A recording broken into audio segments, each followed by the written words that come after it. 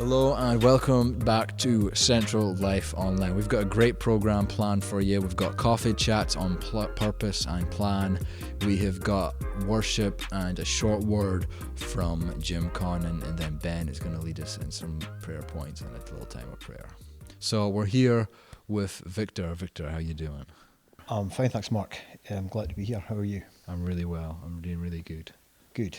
The last time we were here, you and Ben, I think, were chatting around some freebies and things that you were getting eggs, you fleeced steak from Alexa and your grandmother. Mm-hmm. Then you put the call out for some cinnamon rolls and buns. Yep. How's that gone?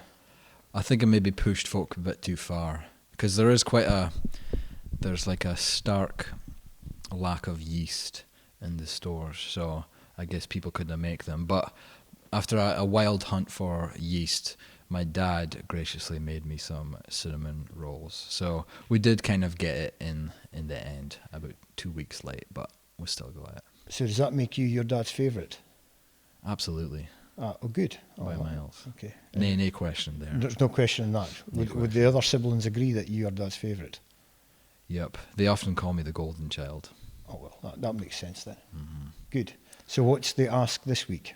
Well, I think I've asked a bit too much. What would you ask for if you had to get something? Well, I think it sounds a little bit trivial when you think about COVID and all the chaos and disaster that's happening in COVID, and respect that for sure, and people that have lost loved ones and things. But I really want a haircut.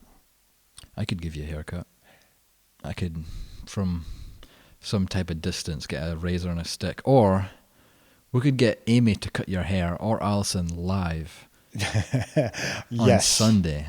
On Sunday. Pentecostal Sunday. A Pentecostal Sunday haircut. That will not be happening. Well, we'll leave it up to the folk in the comments. If we get 5 comments saying yes, then we'll do it. 5,000 comments saying yes, and we might just think about it. 5,000's about much. How about 50? This is going to go like a Bible story here, where God and Abraham had a little bit if you found 10 righteous people. Yeah, in Sodom and Gomorrah. So, right, you're at 50. What about 500? That's fair. 250. No. 300 then. Okay. Oh, what? 300. That's a realistic goal. I need to try and renegotiate then. What if I go for a COVID curtains look? A COVID curtains look. Have you got any reference points? Like, well, I did have a pair of curtains when I got married. It was a long time ago, Mark. Okay, well, you get a picture of that, and then we'll put it on here so the people can decide. And I'll Photoshop a picture of you with a skinhead, and we'll put them side by side, and the people can decide. I've just been had. This does not feel good. It's a good haircut either way it goes. Oh, okay. Can we move on? We can move on now. Okay, so we'll move on to the discussion point of tonight, which is purpose. So we're following on for Pastor Ben's Preaching Sunday and continuing our all-inclusive series, and he spoke about all called and the call that God's put on our lives as believers and how we all have purpose. So. Yeah, well, I think we know that when people get connected with God, that more than anything else, that there's people get a purpose, or given a purpose. We have purpose because we have that connection with God, and I think a lot of people struggle to find their purpose sometimes, or know that they have a purpose. But I think certainly in my experience, you show me a person and I'll show you purpose. Mm-hmm. People have purpose, and that is one of the promises that we've got. And I think the great thing about purpose actually releases us. We often compare ourselves to other people. I wish I could be like them. I wish it would be different. But if you've got purpose, you're released for that, aren't you? You are free to be who you are, and in particular who God wants you to be.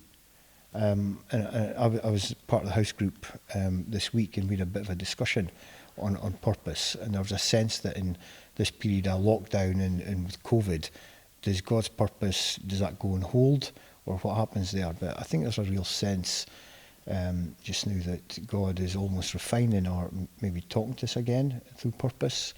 And there'll be a lot of people, I guess, at this moment who are concerned about jobs, concerned about health. But I think God really wants to repurpose us in what we're doing and what we're up to. That's it from an old man. What's purpose in a young guy's life? Well, I think like every season of our life has got purpose. Like I'm a young person, just because I'm young doesn't mean I'm necessarily got a purpose. I think in each season of our lives, we're going to have different purposes and multiple purposes within that. So, as a youth leader, I've got a purpose. As a media person, somebody who does videos and photography, I've got a purpose. As a friend, I've got a purpose. I think in each aspect of my life, in each different role that I play within the community and the life of the church and in my family, there's different purposes there. So you're heavily involved in the church. Your husband, a father. You've got an incredibly busy work lives. How do you work out the purposes of God in your life? Yeah, well, I suppose I've got the confidence that God has got a plan for my life. And within that plan, there's multiple purposes. As you spoke about seasons, I think the main purpose can change over time in the different situations that we're in. But I think there's also multiple purposes within the plan of God. And at this moment in time, and you never know how God moves or what happens, but I've got a work life, but I believe that there's a purpose of God in that work life. Ben mentioned on Sunday about motive. If my motive for my work life is only for a lifestyle, then it's difficult to see where God's purpose would be in that. But if the motive in my work life is for my day to day to see the fulfilment of God's plan, then there's real purpose in that. If that's the motive, so I believe God can have purpose in different areas of your life. From a church perspective, it's a passion of mine. I want to see people, and if I can enable people within the church and help them in that journey, then that's fantastic, and that is a great purpose. But you mentioned about being a husband. You know, the minute you say your wedding vows, you've purposed something. You know, if you go through your vows, you're actually in a purpose for something. And there's a lot of people say, "Oh, I don't know what my purpose is," and they've got a wedding ring on. If you've got a wedding ring on, you've got a purpose. Yeah. You know, and that's part of what we are. So, and sometimes for different people, you sometimes do have to search for God and find what your purpose is, and you do have to dig deep for that. And I think that's maybe where God's maybe asking us to do at the moment. You know, let's dig a little deeper, and just let's look again. Let's maybe refine. Let me renew. Let me give you a new sense of what your purpose can be at this time. And I don't think we should get too frustrated in the lockdown period, but maybe see that as a great opportunity to seek His face, as the psalmist said again. Yeah, that's really good. So it's funny you've mentioned like motive there, because like how I see purpose is the why really, and the motive is the why behind our what really. And when you get the why right in life, then it enables you and it completely determines how you do what. When I get my why, like why I serve in youth, when I get that right, then it ultimately becomes more than stacking chairs and showing up and helping youth. Because the passion it comes through the why. I kind of be sustained through what I do, and it needs to be, the why needs to be for God. You even see it in companies that excel more than others. Ultimately, what sets them apart is they look at the why. So the why is the engine room, and when they look inside and see why are we doing this, it completely enables them to do the what right. And God measures the heart. He measures the why, the motive behind what we do. And I think the why is the engine room, I guess. Yeah, and you mentioned passion as well, Mark, where if you've got purpose and you understand what your purpose is, it fuels your passion. Mm-hmm. So if you've got passionate people with a purpose, Yeah. you really have got something special. Mm-hmm. And that's really what we want, to see people in the church that got a purpose and have got a passion behind that purpose, and it really just delivers a plan that God has got for them. So Mark, do you think there's purpose in this moment, this lockdown period, this COVID thing? What is this about? I think I think there is. Like in Ecclesiastes 3, to everything there's a season, a time, and purpose under heaven. So I think I almost kind of see us in a sense as like a massive detox for society. Yeah. Like things are changing. I can only speak for myself, but I think in my quiet time with God, like the tone has kind of changed a bit. Like I've heard things have been corrected within me. The tone has changed for my life a bit in this season, and I'm not sure if that would have happened if this hadn't happened. So I think there is purpose in it. Like Joseph said to his brothers, "No, you guys intend this for bad, but God used it for good." So I guess there can be goodness and purpose in all this. Yeah, I think that's really great, isn't it? So I think the call really is that whilst this time might be difficult and a little awkward, let's try and use it the best we can to hear what God is saying to us. Yep. See what that means for our purpose. I will not be drowned. My God will make a way, so I am not afraid.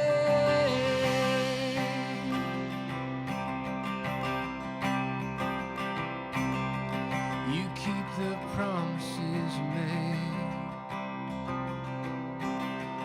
There isn't one that is delayed, so I will not lose heart. Here I will lift my arms and start to sing into the night. My praise will call the sun to rise, declare the battle's won, declare that it is done. When I walk through the waters, I won't be overcome. When I go through the rivers, I will not be drowned. My God will make a way, so I am not afraid. When I am in the fire, I will not feel the flame. I'll stand before the giant, declaring victory. My God will make a way, so I am not afraid. Before me, behind me, always beside me. No shadow, no valley, where you won't find me. No, I am not afraid. Before me, behind me, always beside me. No shadow, no valley, where you won't find me. No, I am not afraid. No, I am not afraid. When I walk through the waters, I won't be overcome. When I go through the rivers, I will not be drowned. My God will make a way, so I am not afraid. Well, hello everybody, fit like, I hope yous are keeping alright through all this coronavirus lockdown. I just want to share a couple of things that's kind of helped me in my journey anew in this time lockdown that we're in, about faith. And there's a story in the Bible in Matthew 14 verses 22 to 32 about the disciples are in a boat and they encounter a storm. And there's one of the disciples that I want to kind of just speak about, Peter. Peter was a guy that had faith, and Peter was a guy that was willing to come out of his comfort zone and to use the faith that he had to meet with God, to meet with Jesus in his personal journey. And the first thing I want to say about if we get to that story is, you can read it yourself when you get a minute, is that I would say about Peter is that his faith was more than words, that it was faith. His faith was a power for God that led to action, and it's effective. His faith was effective because he can't for his Lord was, and he was willing to put his faith into practice that he was, and he's seen past the circumstances and environment that he was in, because his faith was knowing and no feeling. And sometimes it can be like us just now in this lockdown period, kind of we letting everything that we're seeing in the news and in the papers and everything that's happening around about us, kind of letting that be making our fear more than what our faith is, and I think it's very important. I believe in this story, faith isn't just faith's not a feeling, it's knowing. I'm sure that Peter didn't feel too great at this time, but his faith was bigger than how he felt. And a second thing I would say about it is that we've all got previous victories in our life that we have, but we want to develop new habits and have new victories in this time in our own lives, don't we? You see, we need to be living in victory and no defeat. And a lot of times we're reading and hearing about how that we're defeated with this virus thing that's going on, but God's no changed, and I think it's a very important thing for us is our attitude in it. You because our attitude will determine our destination. Peter's attitude was that I ken you, Lord. I'm going to walk out in the faith that you've given me, and he came and met with Jesus. He did. There's a story of George Foreman that was once a heavyweight champion of the world at boxing. In the age of 45, he came back into the ring, and he always said this about having God in his corner. That when he was announced coming into the ring, and it would say the referee would have said the former heavyweight champion of the world, but he would tell himself that I'm not the former heavyweight champion of the world, I'm the champion of the world, because he was speaking it into his life, and that God was in his corner.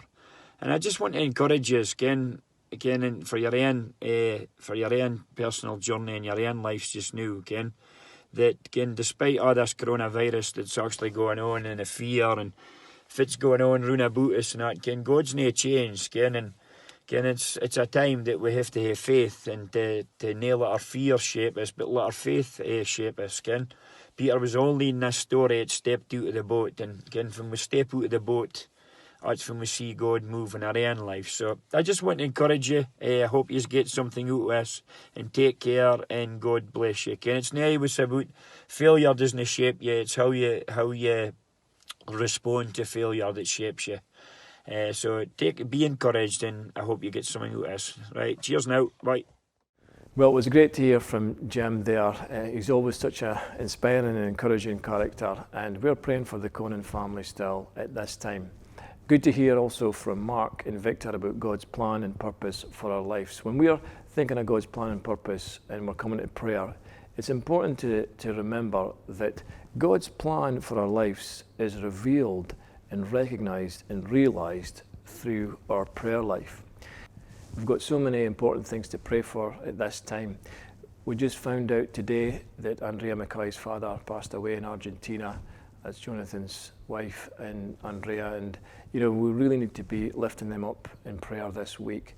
It's such a hard time being away from family anyway, and we just want to really cover them in prayer this week as well. We are also praying for David Garden's mother Liz as well just now. That family really needs our prayer, and we're praying for miracles.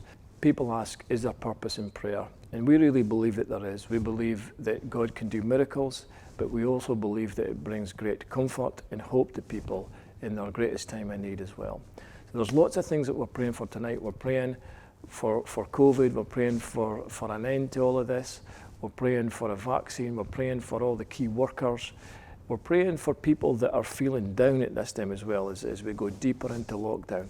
Let's remember that some people are really, really struggling. So let's lift one another up, encourage one another, and let everybody know that we're praying for each other. There's going to be some prayer points up on the screen now. We just want to ask you to take the next while just to lift up these to the Lord. And if you've got any prayer points yourself, remember to email us, and we've got a prayer team here that is ready to pray for your needs. God bless you. Have a great week.